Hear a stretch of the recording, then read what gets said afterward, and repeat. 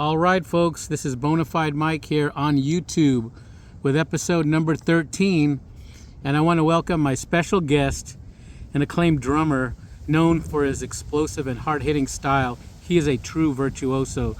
This is the one and only Bobby Jarzombek. How are you doing today, sir? Yay! No, I'm doing okay. That's great. Well, I want to thank you for taking some of your time out of your schedule to talk to us about your life and about music and just all things drum, I guess. So let's dive right into it right now. So let's start from the beginning. So how did you develop an interest in music? That was going back to the 70s. Me and my brothers, we were interested in at that time it was just more pop rock or mainstream rock, Doobie Brothers, bands like Bachman Turner Overdrive. This shows how old I am. But I remember those too. Yeah, but we were just interested in music, and me and my two brothers, Ron and Ralph, and so we were buying a lot of singles, listening to AM radio, and we wanted to start to learn to play musical instruments. And so for that Christmas that was coming up, my mom and dad got us a little kind of cheap Sears toy drum set, $14 drum set from the Sears catalog. And so we, that was one thing. And then we got a little toy, one of those little, 2-octave organs portable kind of things. And that's what we got for Christmas between the three of us. And we didn't know who was going to play what, but we just knew we wanted musical instruments. And so pretty quickly that Christmas night, my brother Ron was already kind of plunking out little Christmas songs from the little book that came along with the keyboard. And so he showed interest right away, and so Mom signed him up for piano lessons. Oh. And but me and Ralph, we didn't show too much interest in the drums, maybe just a little bit, but I guess Ralph maybe a little bit less than I did. And so my mom said to me, she said, well, Ronnie's taking piano lessons. Would you think about taking drum lessons? And I was just kind of like, well, maybe so, and so I started taking just snare drum lessons at that point. And I was 10 years old. And so I started to get liking it a little bit better, and I thought, well, if we're going to play music, and Ronnie got a piano and he started playing some stuff on it, and we wanted to kind of play together, and I wanted to learn to play songs on the drums. So at that point, the toy drum set turned in, it was garbage, and it was pretty beat up by in a few weeks or months or whatever. And then so I got my mom and dad, they got me a semi-pro small kit, snare drum, tom, kick drum, and a cymbal. It didn't even have a hi-hat. So, and I messed around with that and started to learn while I was taking a few drum lessons. Okay. Well, that was actually, you answered my next question. I was going to ask you, how did you pick drums as the instrument? I didn't know if you just decided that you liked the sound of it, or the way it would be, like with the beats and stuff. Yeah, I guess that's what it was. And like the other thing is, at that point, like I said, we were listening to more rock bands. And so with my brother Ron, the piano didn't really apply so much to the bands that we were listening to, unless it was Emerson, Lake and Palmer or Yes or something like that, where there's a lot of keyboard, all the proggy stuff. Yeah, exactly. But it was more like mainstream rock. And so Ron started playing guitar a couple of years after that, and then that's when we really started kind of delving into trying to learn the songs of our if you want to call it, heroes at that time, and trying to play, bands like Kiss and Rush came along, and they were, we were really influenced by that. So we wanted to play that. So Ron got a guitar, and so we were able to, just the two of us, start playing some of those songs and trying to learn. We weren't great at it, but we, over the next few years, we tried to play those songs. And then my older brother Ralph picked up the bass, so then we had like a trio at that point with bass, guitar, and drums, which was kind of perfect at that time. That's pretty cool, though. Did you actually have any formal training, though, for drums? Did somebody teach you some lessons? Yeah, like I said, when I started doing the drum lessons, I was just snare drum, and then I took a couple of lessons where it was drum set, but I didn't feel like that was where the teacher was teaching me what I wanted to learn. So I quickly after that, I just kind of taught myself. I bought drum books, and I had learned to read notation from the snare drum, from just reading snare drum line, and it was pretty easy to know where the bass drum line was, and the hi-hat and toms, how they're placed within a staff. And so what I ended up doing was just buying drum books on my own. I've always had sort of my own concepts that I worked on, that I thought were maybe more unique or something interesting to me, rather than follow the regiment of a drum instructor, which is always fine also. But I think, like today, it would be the same as like everybody goes to YouTube and they pick out what they want, like if they want to learn. I'm not saying you shouldn't go to a teacher or and have that guidance or whatever, but there's a lot of ways where you can learn something, and other than a private instructor these days. But I just kind of learned on my own and buying drum books. I thought that was, and I was perfectly satisfied, taking my own path. That's awesome. So what is your preference now on drums and cymbals? Do you have a certain brand that you prefer over others? Well, I've been endorsed with Paiste cymbals since 2000, since 2000. When I got the gig with Halford, at that point, I had previous endorsements when I was with Riot, with different companies, but I got my endorsement with Paiste cymbals in 2000, and then Vic Firth sticks at around that same time. Evans drum heads came along a little later, and then DW drums came along a little later also, in a few years after that. But before that, I mean, when you're young and you're trying to buy, like just say cymbals, for instance. Cymbals are expensive, and so that's what I've heard. A new cymbal, God, now today I don't, it's probably more than a guitar. Yeah, I mean they're expensive. But even back then, when I was before the endorsements and all that came, I was going to pawn shops, or I'd go to like a music store, and I would pick out kind of the B-line sticks rather than the A-line sticks, something that was just cheaper, because I know I was going to go through a lot of that stuff.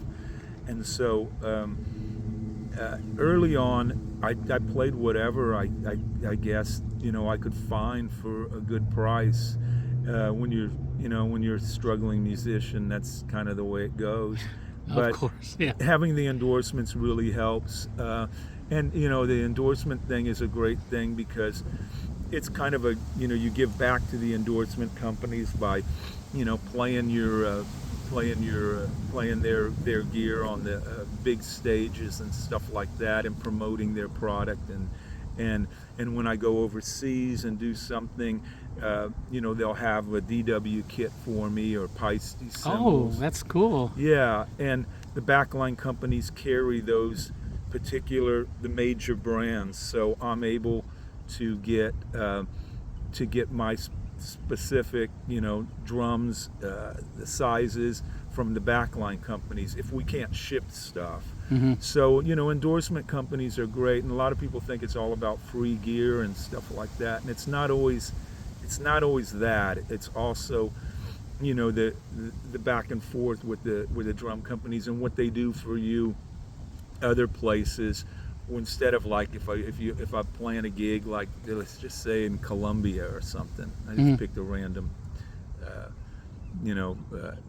area or whatever, and if I'm playing something out there, if they they'll tell the promoter, hey, Bobby plays DW drums, so the backline companies there will make sure that I get DW drums, and that kind of goes with the promoter and everybody that's involved. So having the endorsement companies are great to have, but I kind of deviated from your original question. No, I mean, this is very interesting. This is very informative for me, because that's a lot of stuff that most people don't even know or even ask about. They have no idea. They just see them up there playing, but they don't know the specifics behind how it happens, how it all comes together. Yeah, I mean, a lot of things like that. It's definitely, preparation, and it's a lot of emails of going like, beforehand. You just don't show up and then that equipment is there. Especially with a band, let's just say, like, for instance, when I'm playing with Sebastian Bach, and if I'm going overseas and going to Europe or somewhere, I can't have my whole drum kit shipped there. It's too expensive, especially if you're going there to play, like 1 or 2 festivals. And so the backline companies there provide the drums and the cymbals and all that kind of stuff. And sometimes I'll take my own cymbals, put them on my back, go through the airport that way. And that's always a trick. I'm sure. Yeah, because of just the weight of them and all that. But so it is kind of a cool thing to have a company that supports you as an artist, and then the artist supports the company by playing the product on the big stages and talking about it and stuff like that. Those cymbals, and I've always wondered this. What exactly are those made out of? Like, what is the element? There's some. I mean, I have no idea actually. There's a is it metal? There's an alloy called B20, which is I guess they say is a popular mix. And if you ever look at, like, say for instance, Paiste cymbals, they're smoother for the most part. Not all of the lines of Paiste cymbals, but they're made in Switzerland, and they have their own sort of process of the way they lay them and spin them and whatever to create that out of whatever material they have, which I have no. It's a mystery to everyone, I guess. I guess it's probably a mix of a bunch of stuff, but Zildjian is the oldest brand of cymbals, and I think they started making Zildjian cymbals in 1623, I believe is the year.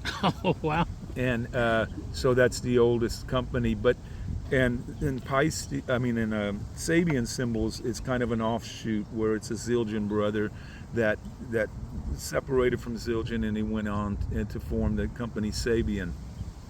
But they use sort of the same process where the cymbals, and they're Turkish cymbals, where if you look at any of those cymbals, you can see the grooves around it.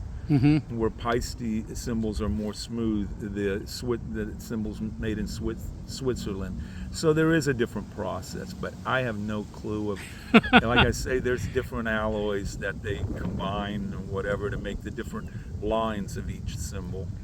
That I guess I'm gonna have to research that. So I was gonna tell you that one of my favorite drummers was Leonard Hayes from Yesterday and Today. I always say Yesterday and Today. I could never bring myself to say Y&T. I guess I was a purist. I always refer to him as Yesterday and Today, but he had a very distinctive sound, especially on the first two albums, the Struck Down and the self-titled, when he did that double bass thing with 1 foot, and throughout the whole albums you could hear all that, and you could tell it was him. He had a very specific sound.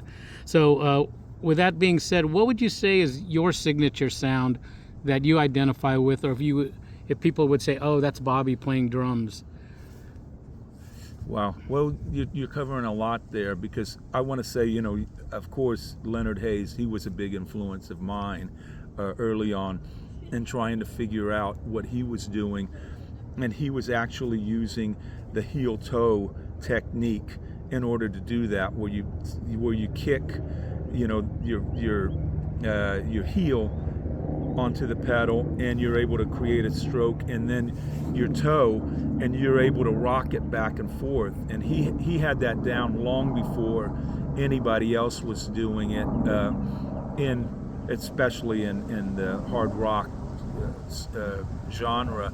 And the patterns that he created were patterns that normally a double kick drummer would not play, just because it's a different sort of technique rather than stomping on the pedal and then having, you know, like a left and right. So he had really unique patterns, and it was always hard for me to play those patterns. I couldn't do it on single kick.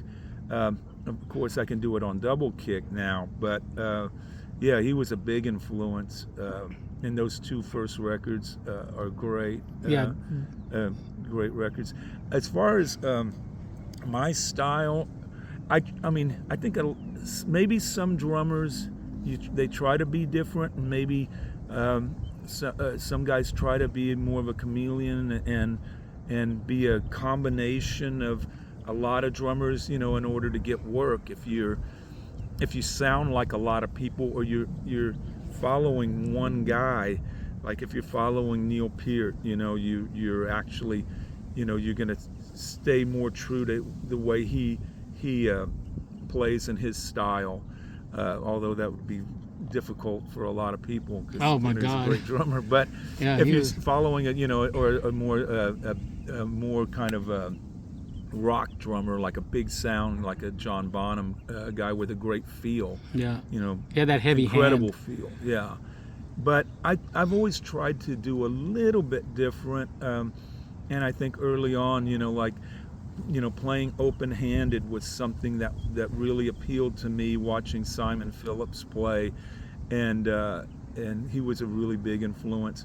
And I learned sort of that would be make me a little more unique and create some patterns that maybe a lot of guys weren't doing, by playing the crossover traditional sort of way, being able to play open-handed. So that was something that I wanted to make sure that I had those options open to me. And the other thing that I kind of came up with early on in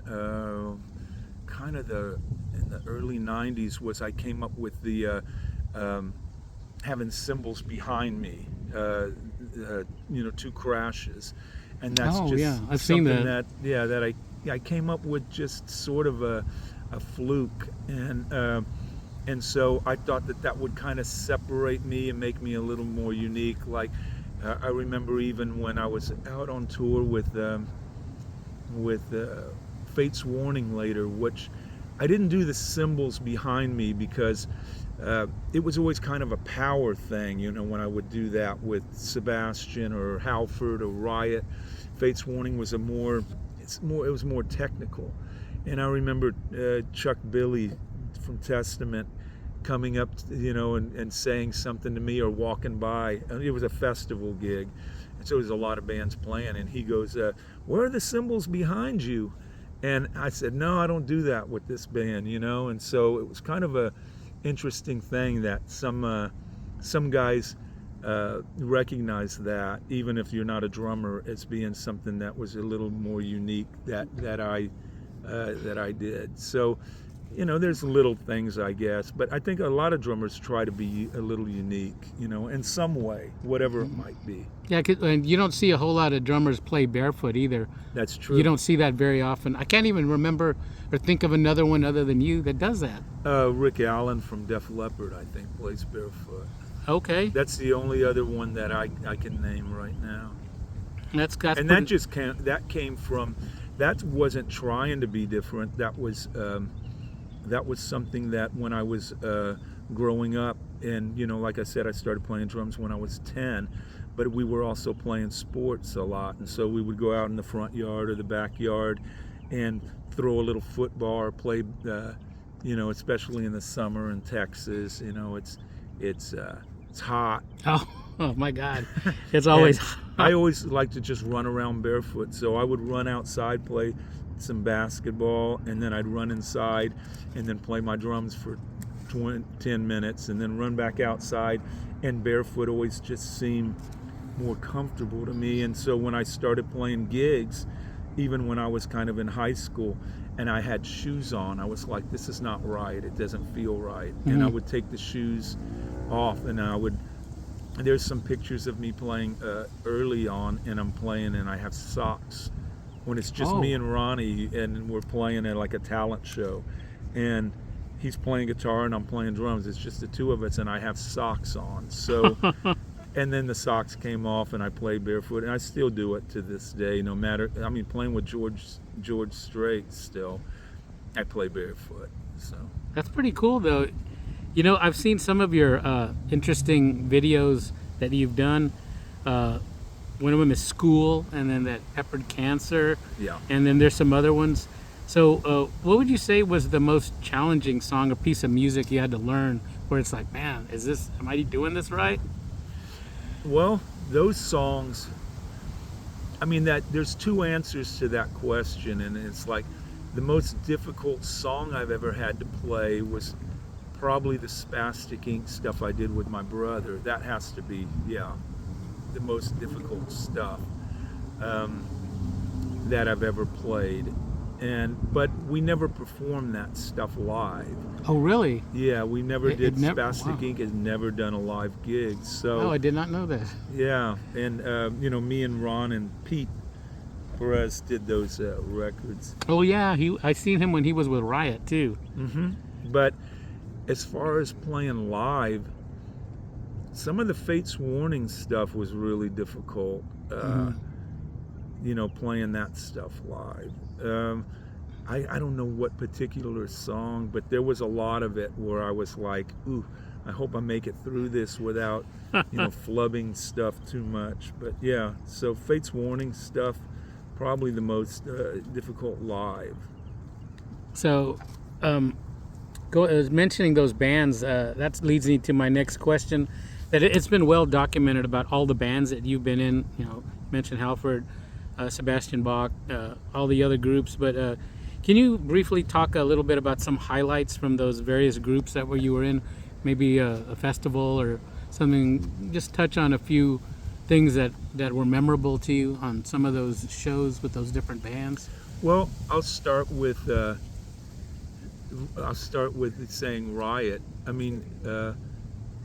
The first thing that was really memorable, I guess, was when we went to Japan in 1989, and I remember the crew went with us to the gig before a day before us, our crew from Texas, and they got there to the venue and did pre-production.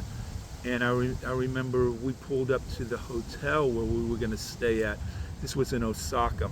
We arrived in Tokyo, Narita Airport, but then our first show was in Osaka. And I remember pulling up to the hotel, and there were like 200 screaming kids there. And I remember thinking, all of us, and we were in like a bus, just like, not a tour bus, but almost like a bus with seats or whatever. Mm-hmm. And I remember pulling up there, and we were saying like, what the crew jumps on the bus and says, and we were like, what's going on here? Is it a big party, a wedding, or some kind of Japanese ceremony, or what's going on? We had no idea. And the guy said, these are all fans for you guys. And Wow. I remember that moment and thinking like, we couldn't believe that there were that many fans that were. I mean, those shows were great. We did like the 5 shows that year, that first time we went to Japan. But that was a big memory thing that always sticks in my mind about Riot. With Halford, the thing that sticks in my mind, I guess, is my audition with Halford and how cool he was. Of course, the biggest gigs on that first tour I did were Madison Square Garden. Oh, wow. Rock in Rio, in Rio de Janeiro, 200,000 people. Wow, massive crowd. Yeah, that was big. And Do you get nervous playing in front of that many people, or is it already that you're past all that? I don't get nervous if the band's on tour for a while, which Halford at that point we had done. Like we were kind of on that 6 months of touring. A lot of it was opening up for Iron Maiden in Queensryche. And the band was the band was killer sounding at that point. We have done so many gigs, so it wasn't like there was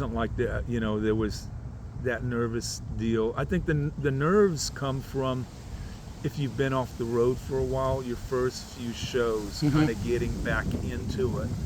And that's nervous. There's some nerves that go on because you haven't done it in so long. But once you kind of get into a groove of things, that's when it becomes a little more relaxed and the band starts to sound better and, and gel more, together. And Exactly. everybody knows where everybody else is on stage at different points, kind of more of that. So there is nerves though, still today, a little bit. Yeah. How about the Juggernaut days? Okay. I guess I'm backtracking on that. That album, Baptism Under Fire, is that you on the front of that hand? No, that's Eddie. That's actually Eddie Catilius? That's a guitar player. Eddie. Oh, okay. I was wondering. I said, I wonder if this is one of the band members that's on the front. Yeah, it was Eddie. I don't remember who shot the photo. I don't remember who's credited on that, but I remember I didn't even know at the beginning like who it was, what it was, because I didn't know what was going to be on the cover. Harlan used to handle a lot of that stuff, and so he ended up. And I asked at some point, I said, whose hand is that? Or whatever. And I said, it's Eddie's. And I was like, okay. I wasn't involved in a lot of the imagery part of it. Yeah. I went along with it, of course, but. Because it was you, Eddie, Harlan, and Scott Womack. Yeah. Which I don't know whatever happened with that guy. I guess he's still around. Yeah, I mean, we texted about 2 or 3 weeks ago. Oh, wow. He's in Austin. Yeah, or maybe he's in Dallas. I can't remember. So during those days of the Juggernaut, did you guys play any shows there at that Cameo Theater? Oh yeah, definitely. I know Watchtower had played there, and they had a bunch of. I saw a few bands there.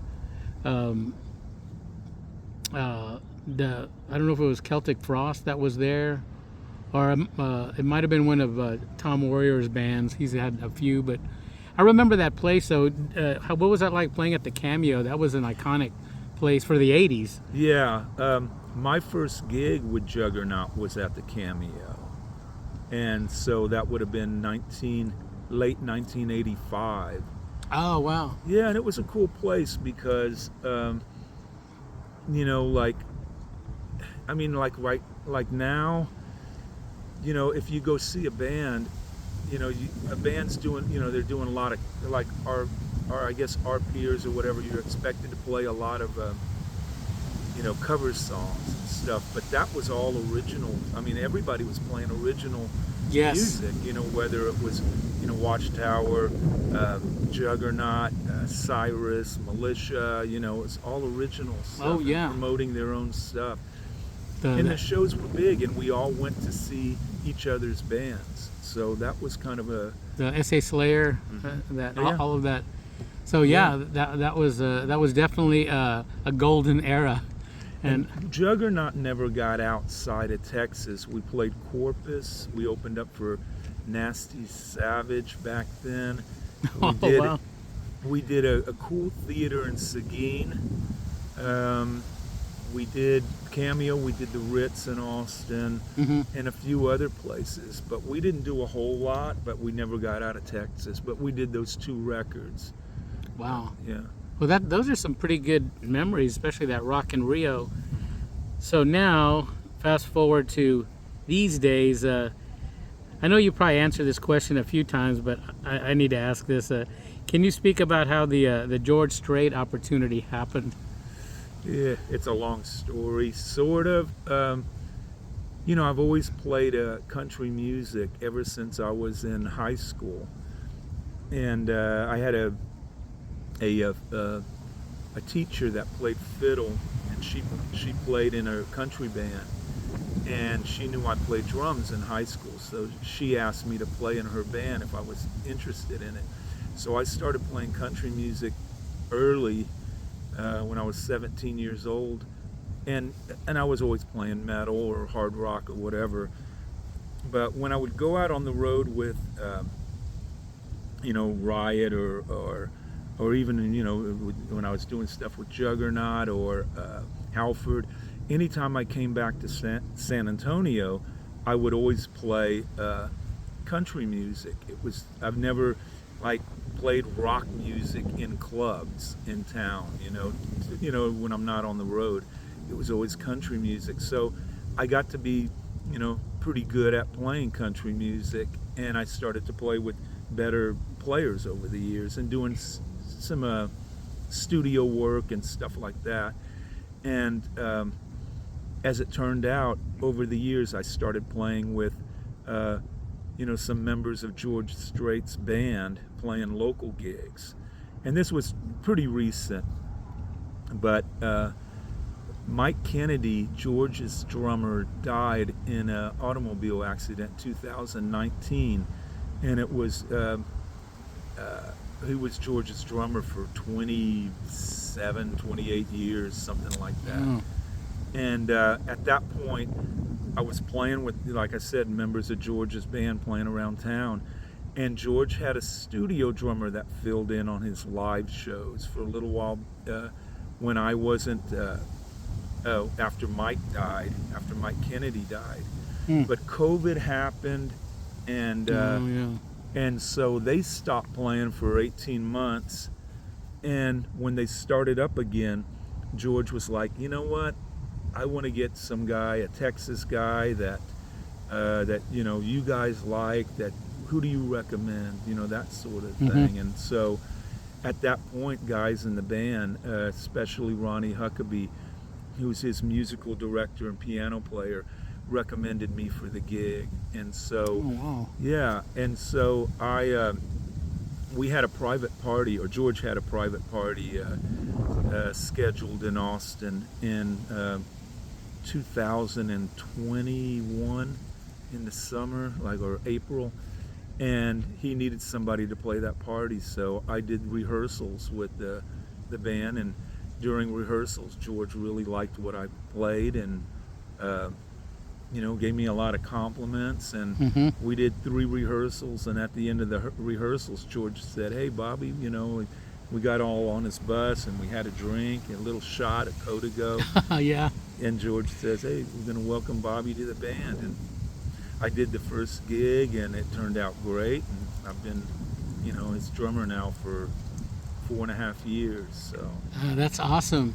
Yeah. And you guys have done a lot of cool stadium shows. I've seen those on YouTube, and that's got to be quite an experience seeing from behind the kit the stadium like that. Oh yeah. That's a massive crowd. I was wondering how. I was a little nervous. I think the first time I played, it was when we were doing in the round kind of shows, and in Vegas was the first show, and I think it was August of 2021, where, you know, I've never played a gig where the audience sort of surrounds me. And I was a little concerned about that, like how's that gonna feel, you know, with people Like behind you? with a whole, you know, like with an arena with people behind me. But it turned out good, you know. I was, and all of that. It's the same thing where I'm a little nervous if we haven't done it for a while, and that first show back. But once you kind of get in the, you know, in the swing of things and doing more shows, you get a little more relaxed with it. Well, that's awesome, and I know that's just going to open more doors and opportunities for you with that. Yeah. So in closing, on my final question, what would you say is the biggest misconception that people have about drummers, and what advice would you give somebody who wants to learn to play drums? Wow, I don't know. The misconception. Do people think it's easy? Yeah, I think you should learn.